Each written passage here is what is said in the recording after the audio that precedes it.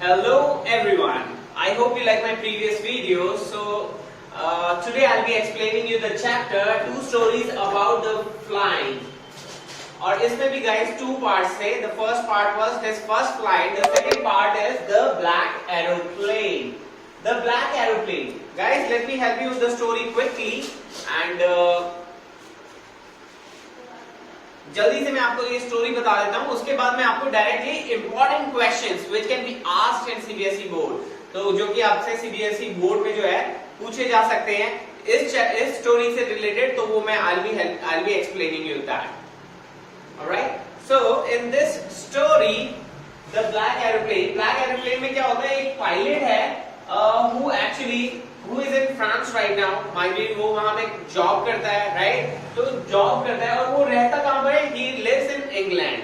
तो अपनी जॉब के बाद रात को वो सोचता है बिकॉज कि मैं जो है इंग्लैंड ट्रैवल करता हूँ, अपने घर जाता हूँ, घर जाके लॉन्ग वीकेंड है, थोड़ा मैं रेस्ट कर लूंगा, अपनी फैमिली के साथ टाइम स्पेंड कर लूंगा. तो ये प्लान करके इस प्लान के बेसिस पे वो रात को अपनी फ्लाइट लेता है. इस फ्लाइट का नाम है ओल्ड डेकोटा 088. तो ओल्ड डेकोटा 088 लेता है and he travels from France to England. और बीच में जो है वो बीच में गाइस पेरिस आता है. पेरिस कंट्रोल रूम में पूछता है क्या आगे की सिचुएशन, आगे का मौसम वगैरह सब ठीक है, क्या मैं आगे बढ़ सकता हूँ. तो एयरपोर्ट अथॉरिटी यानी कंट्रोल रूम से उसकी बात हो जाती है और वो आगे बढ़ जाता है. 150 किलोमीटर यानी 150 किलोमीटर आगे बढ़ने के बाद उसको प्रॉब्लम फेस होती है गाइस. उसको क्या प्रॉब्लम फेस होती है? उसके सामने होता है एक बहुत बड़ा पहाड़ जैसा ब्लैक क्लाउड जो कि बिल्कुल डार्क है, एंड गाइस इसमें क्या है कि बिल्कुल उसको लग ही नहीं रहा है कि वो उसको पार करके जा सकता है. फिर भी वो अपने यहाँ से निकलने से पहले अपने इंस्ट्रूमेंट चेक करता है, रेडियो, कॉम्पास, फ्यूल टैंक सब ठीक है. फ्यूल टैंक्स में वो देखता है कि थोड़ा ही फ्यूल है, अगर मैं इसके ऊपर से जाता हूँ तो भी मेरा एक्स्ट्रा फ्यूल खर्च होगा, अगर मैं नीचे से जाता हूँ तो भी मेरा एक्स्ट्रा फ्यूल जो है वो खर्च होगा और मैं पहुंच नहीं पाऊंगा. तो हमारा जो ऑथर है वो रिस्क लेता है. क्या रिस्क लेता है? He entered in black cloud. वो इस ब्लैक क्लाउड में जो है एंटर करता है, घुस जाता है और वहां पे क्या देखता है कि ये बिल्कुल ब्लैक क्लाउड है, तूफान यानी वेदर जो है ना बहुत गंदा हो रखा है. उसका एरोप्लेन जो है वो जंप एंड ट्विस्ट करता है गाइस. उसके सारे जो इंस्ट्रूमेंट है, रेडियो, कॉम्पास, फ्यूल टैंक सब कुछ बंद हो जाता है और जो है because of the bad condition of weather उसका एरोप्लेन जो है जंप एंड ट्विस्ट कर रहा है. बुरी तरह वो डर जाता है. He was totally frightened. वो बहुत डरा हुआ है. अब वो क्या करे, ना उसके पास उसके इंस्ट्रूमेंट्स काम कर रहे हैं, ना उसको डायरेक्शन मालूम है कि मुझे कहाँ चलना है. तो ऐसे में क्या होता है, ऐसी सिचुएशन में अगर आप हो तो गाइस कमेंट्स करके बताइएगा आप क्या करेंगे. नाउ हमारे ऑथर क्या करता है, वहां से उसके साइड से वो देखता है एक ब्लैक एरोप्लेन उसके साइड से निकलता हुआ उसके आगे आ जाता है. जैसा कि मैंने यहाँ पे ड्राइंग में पिक्चर में बनाया हुआ है कि ब्लैक एरोप्लेन जो है उसके साइड से होता हुआ उसके बिल्कुल इन फ्रंट में आगे आ जाता है. और इस पूरे ब्लैक एरोप्लेन में कोई लाइट नहीं है. उसके विंग्स पे कुछ लाइट, जैसे जनरली एरोप्लेन में जो लाइट होता है उसके लाइट वाइट कुछ भी नहीं है. बस वो कैबिन में हमारे जो पायलट है उसको थोड़ा सा देख पा रहा है और वो जो पायलट है वो उसको सिग्नल कर रहा है, हैंड वेव करके सिग्नल कर रहा है कि फॉलो मी, आप मुझे फॉलो करो. एंड गाइस बिकॉज हमारे ऑथर के पास कोई ऑप्शन है ही नहीं, ना उसके इंस्ट्रूमेंट्स काम कर रहे हैं, ना उसके पास इतना फ्यूल है कि वो अब क्या करे, राइट. सो गाइस वो ओबीडिएंट यानी एक आज्ञाकारी बच्चे की तरह हमारे ब्लैक एरोप्लेन को फॉलो कर रहा है. एंड गाइस हमारे चैप्टर का नाम भी है the black aeroplane. So this chapter is all about this. तो हमारे हमारा जो ऑथर है वो इसको ओबीडियंटली फॉलो करता है और आराम से उस ब्लैक क्लाउड, जो ब्लैक माउंटेन जैसा क्लाउड था, उसमें से धीरे धीरे बाहर निकलता है। और जैसे ही वो निकलता है वो इंस्ट्रूमेंट काम करने लगते हैं, तो वो देखता है कि फ्यूल जो है ऑलमोस्ट 5 या 7 मिनट का और बचा है और उसके बाद जो है फ्यूल भी खत्म हो जाएगा। जैसे ही वो देखता है और नीचे उतरने लगता है, जैसे उस ब्लैक क्लाउड से बाहर निकलता है, देखता है सामने रनवे है। ठीक है गाइस, तो यानी जो वो बड़ा ब्लैक माउंटेन जो डिस्टेंस था वो सारा कवर हो गया और वो धीरे धीरे रनवे पे लैंड कर लेता है। लैंड करने के बाद ब्लैक एरोप्लेन के पीछे वो लैंड कर लेता है। लैंड करने के बाद वो जाता है सीधा कंट्रोल रूम। कंट्रोल रूम में जाता है, क्यों? इस पे गाइस एक इंपॉर्टेंट क्वेश्चन बनेगा, वो मैं I will be explaining you that कि वो कंट्रोल रूम में क्यों जाता है। वो एक्चुअली कंट्रोल रूम में इसलिए जाता है कि जिस पायलट ने उसकी हेल्प की थी उस ब्लैक क्लाउड से निकलने के लिए, वो जो है he wants to thank him, he wants to show his gratitude, अपना आभार प्रकट करना चाहता था। तो वो कंट्रोल रूम में बैठी लेडी से पूछता है कि कैन यू टेल मी कि वो जो दूसरा एरोप्लेन मेरे साथ उड़ रहा था, जो उतरा है अभी, उसके पायलट के बारे में आप मुझे थोड़ी जानकारी देंगे, या वो कहाँ गया, क्या मैं उससे मिल सकता हूँ? तो कंट्रोल रूम लेडी जो है बताती है कि आप ही थे जो इस बैड वेदर में जो है ट्रैवल कर रहे थे, इसके अलावा तो आज कोई फ्लाइट ही नहीं है, रडार पे तो आज कोई फ्लाइट ही नहीं है। तो ये जो स्टोरी है ये एक ओपन एंडेड स्टोरी है।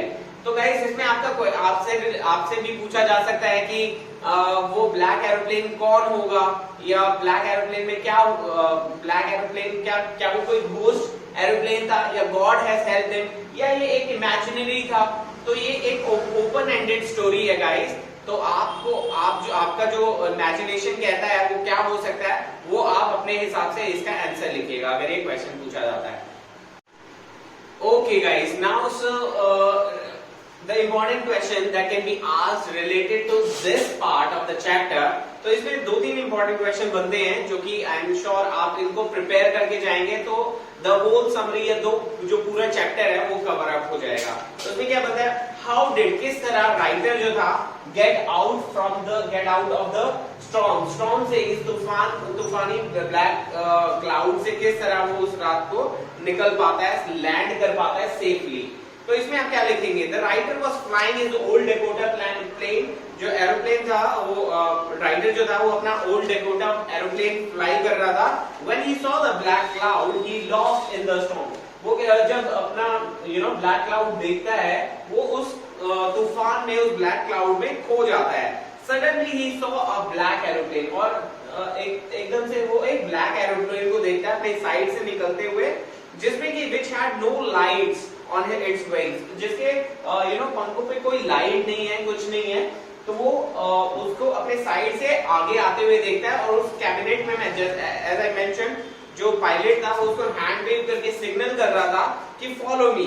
सो the pilot instructed the writer to follow him as he had lost the way, क्योंकि वो रास्ता खो चुका था। And he obeyed him like a obedient child, एक आज्ञाकारी बच्चे की तरह वो उसको फॉलो करता है। He was very happy to follow him, और वो बहुत खुश था, एटलीस्ट ऐसी सिचुएशन में कोई मेरी हेल्प करने के लिए आया है। So after some time, the pilot of another plane started to land। जो ब्लैक एरोप्लेन का जो पायलट था वो लैंड करना स्टार्ट करता है। सेम हमारा जो ऑथर है, हमारा राइटर है, वो भी उसको लैंड करता है, वो भी उसको फॉलो करता हुआ लैंड करता है। And the writer followed him blindly through the storm and came out of the cloud and he saw the lights off the runway की लाइट्स देखता है और वो बहुत खुश हो जाता है। ही लैंडेड सेफली, और वो आराम से लैंड कर लेता है। इसके बाद गाइस एक क्वेश्चन बनता है कि तो जो पायलट था वो उसको ऑथर जो था हमारा, वो अनदर पायलट को थैंक करना चाहता था, धन्यवाद देना चाहता था। और जो है किस तरह वो उसके बारे में आप कुछ बताइए related to it can be asked.